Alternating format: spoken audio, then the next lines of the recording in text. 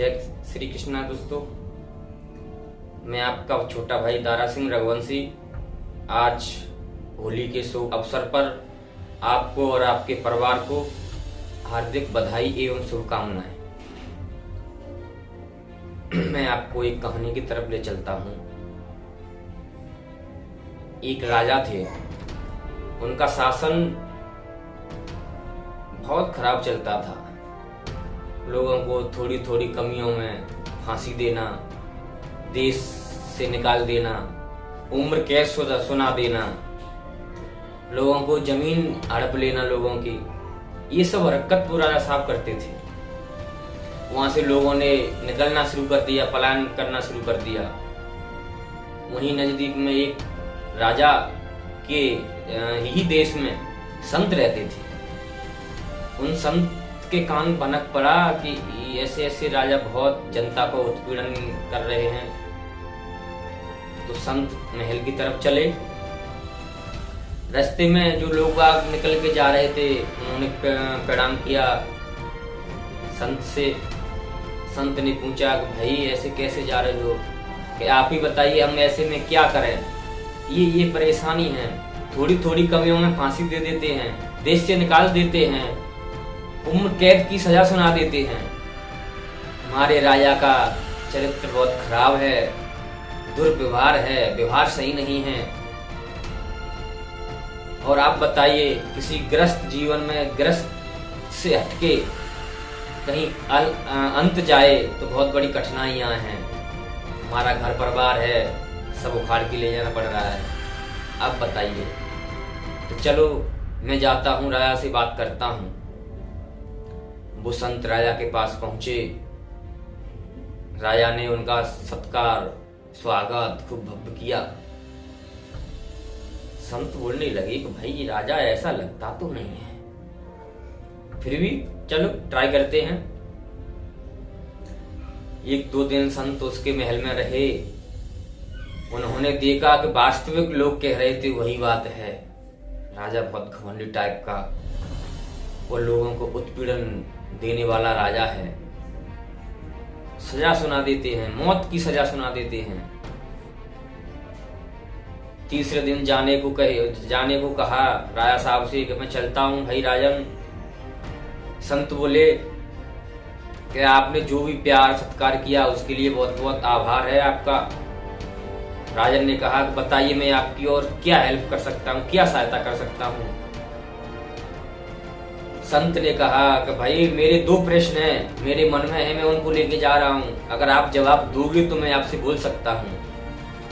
राजा ने सोचा कि भाई इनके प्रश्नों का उत्तर तो देना पड़ेगा। उन्होंने कहा पूछिए, मैं आपके प्रश्नों का उत्तर दूंगा। नंबर 1, आप यहाँ से कहीं जंगल में चले गए, वहां आप भटक गए, वहां पानी पीने के लिए कोई व्यवस्था नहीं है, आप वहां से निकल नहीं पा रहे हो, वो आपको बहुत तेज प्यास लगी हुई है। उस समय आप क्या करोगे? और जैसे आपको प्यास लगी, जैसे ही कोई व्यक्ति आता है वो बोले कि आपको मैं पानी पिला दूंगा और मुझे आधा राज्य देना पड़ेगा, बशर्ते उसके पानी वो पानी गंदा था, गंदा है, उसका गंदा पानी है, नाले का पानी है। फिर बोले कि इस पानी को मैं आपको पिलाऊंगा, आप प्यास बुझ जाएगी, लेकिन मुझे आधा राज्य चाहिए। आप उसे क्या करोगे उस समय पे? तो गुरुदेव ने उस समय क्या करूंगा, मैं आधा राज्य दे दूंगा। जब मैं ही नहीं रहूंगा, मैं ही प्यास से मर जाऊंगा, तो मैं राज्य से क्या करूंगा? कि ठीक है। मेरा दूसरा प्रश्न कि उस पानी के कारण आप बीमार पड़ जाते हो, वहीं पे कोई वैद्य है नहीं, आपका घर भी है नहीं, आप मृत्यु और जिंदगी के बीच में हो। उस समय कोई व्यक्ति आगे कहता है कि ये दवा है मेरे पास, मैं आपको सही कर सकता हूं, लेकिन वो आधा राज्य बचा है, मुझे वो भी चाहिए। उस समय आप क्या करोगे? उस राजा ने कहा कि गुरुदेव मैं उस समय क्या करूंगा, मैं पूरा राज्य दे दूंगा उसको, आधा उसको दे दूंगा, आधा उसको दे दूंगा। जब मेरे प्राणी नहीं रहेंगे तो मैं राज्य से करूंगा क्या? गुरुदेव ने कहा तो ठीक है, आप ये बताइए, और यहाँ जैसे आप अपने प्राणों के चक्कर में अपने राज्य को दे देते हो, तो यहाँ लोगों के प्राण आप क्यों ले रहे हो? आपका क्या अधिकार है लोगों के प्राण लेने का? छोटी छोटी गलतियों पे आप सजा सुना देते हैं, छोटी छोटी गलतियों पे आप देश निकाला दे देते हैं, छोटी छोटी गलतियों पे आप उम्र कैद की सजा सुना देते हो। ये आपका अधिकार नहीं है। आप अपने अधिकार का दुरुपयोग करते हो, लोगों को परेशान करते हो। ये सब अच्छी बात नहीं है। राजा बोलने लगे कि गुरुदेव, आपका मार्गदर्शन मिला, इससे मुझे बहुत कुछ ज्ञान मिला। कहे राजन, ये सब प्रजा है आपकी, और प्रजा अपने पिता के लिए जैसे पुत्र होता है, ऐसे ही राजा के लिए प्रजा होती है। इससे बढ़िया तरह से रहो, प्यार से रखो, प्यार से इनको खिलाना पिलाना सब काम करना चाहिए तुम्हें। तुम उनका उत्पीड़न करते हो। नतमस्तक हो गया राजा कि आपने मेरी बिल्कुल आंखें खोल दी। मैं तो एकदम अपनी नसीब में चकनाचूर हो गया था शासन के में। उस दिन से ही उस राजा ने जो पलायन कर गए थे, बाहर चले गए थे, उनको बुलाया, उनका घर बसाया।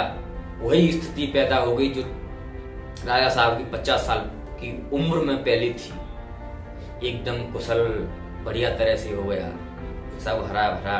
संत चलने लगे, वहां से बोलने लगे कि भाई मैं तो संत हूं, मेरा काम यही है लोगों को देखना, उनको सलाह देना, उनको सही मार्ग पे लाना।